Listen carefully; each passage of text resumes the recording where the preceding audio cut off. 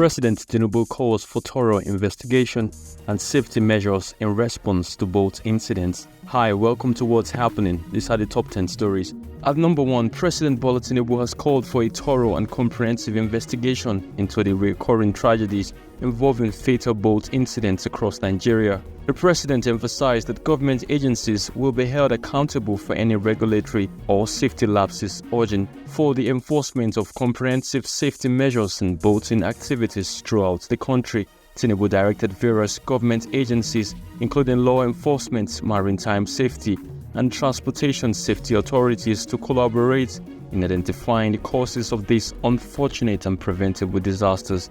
At number 2, the Minister of Transportation, Saidu Alkali, inaugurated the first cargo movement from the Lagos-Ibadan rail corridor during his first official tour of the rail corridor on Tuesday. The minister kicked off the tour at the Egbetokun metro station before proceeding to Apapa for the launch, then traveled to Ibadan using the 157-kilometer rail corridor. 3 coaches of 30 wagons were loaded as the inaugural freight movement was kicked off. The Nigerian Railway Corporation (NRC) said it will start with 3 coaches per day, with its managing director noting that the corporation had the capacity to scale up the numbers. This effort is expected to decongest the Apapa port as shippers move 92.28% of Nigerians' total exports and 60.77% of imports through the facility in the first quarter of 2022. At number 3, a police officer deployed to maintain order at the Saleme Agogo Palliative Distribution Center in Rijau Local Council, Niger State, reportedly shot a 12-year-old boy, Sani Danlami, and his grandmother. The incident occurred during a skirmish at the distribution unit, with the officer firing into the air to disperse the crowd. Tragically, a stray bullet struck young Danlami and his grandmother on their right hand as they were heading to the center. The victims were initially rushed to a nearby clinic for emergency medical attention. Dr. Tukur Bello, chairman of the Palliative Distribution Committee for Rijau Local Council and the State's Commissioner in the Ministry of Primary and Tertiary Healthcare, described the incident as accidental.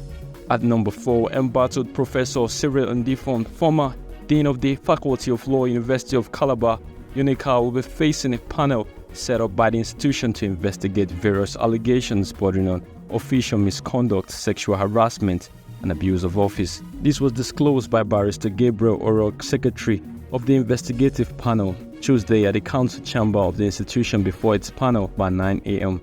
Recall that Professor Ndifon was recently on the news for alleged sexual harassment, official misconduct, and abuse of office, which are against the extant rules and regulations of the University, Calabar. At number 5, students of the University of Jos, Plateau State on Tuesday blocked roads leading to the campus in protest following an increase in school fees and other services rendered by the institution. The student protesters were mobilized by leaders of the students' union government of the institution, with placards that says, "If your children can't afford the money, we can't, and we don't want to drop out of school," among others.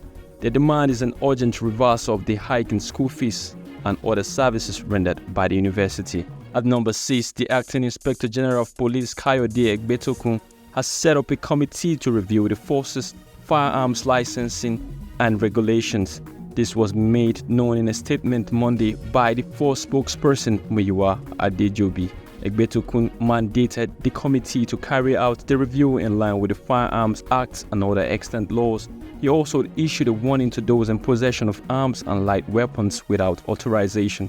The acting IGP has directed State Commissioners of Police and Supervising Assistant Inspectors General of Police to clamp down on illegal fabrication, sale, possession, and use of prohibited firearms. At number 7, the National Assembly Elections Petition Tribunal sitting in Tafawa Balewa Square, Lagos State, has invalidated the election victory of Thaddeus Atta from the Labour Party as the duly elected representative for Etiosa Federal Constituency. In a late-night judgment delivered on Monday, the tribunal ruled that the elections were inconclusive and directed the Independent National Electoral Commission to conduct a supplementary election within 90 days in all polling units where voting did not take place.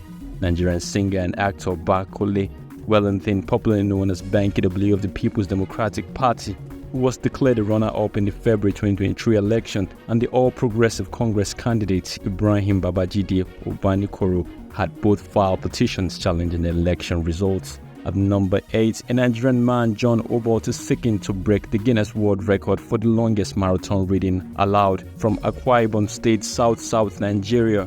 Obot has done over 50 hours as of Monday night. He started on 9th September and is expected to read for 6 days. He hopes to reach 145 hours on 17th September in order to beat a previous record of 124 hours set in September 2022 by Kyrgyzstan Rasbay Isakov in Bursa, Turkey. At number 9, United States government has given between $800 to $900 billion support to Nigeria in the last several years. This is just as the Global Fund is to sign a $1 billion support for Nigeria for the next 3 to 4 years. Nigeria's coordinating Minister of Health and Social Welfare, Professor Mohammed Ali Patey, made this disclosure during a visit by the U.S. Joint Team in Abuja for the signing of the $1 billion Global Fund support. He expressed deep appreciation for the American government's generosity, which has significantly boosted public institutions in Nigeria. At number 10, around 2,000 people have died and 10,000 are believed missing after Storm Daniel dumped so much rain on Libya's northeast that 2 dams collapsed, sending water flowing into already inundated areas. Tamar Ramadan, head of the International Federation of Red Cross and Red Crescent Societies delegation in Libya, gave the numbers of missing people during a briefing to reporters in Geneva, Switzerland on Tuesday. In the eastern city of Derna, which has seen the worst of the devastation, as many as 6,000 people are missing. Othman Abdul Jalil, health minister in Libya's eastern administration, told Libya's Al-Masr TV. Whole neighborhoods are believed to have been washed away in the city, according to authorities. That's all for today. See you next time on What's Happening.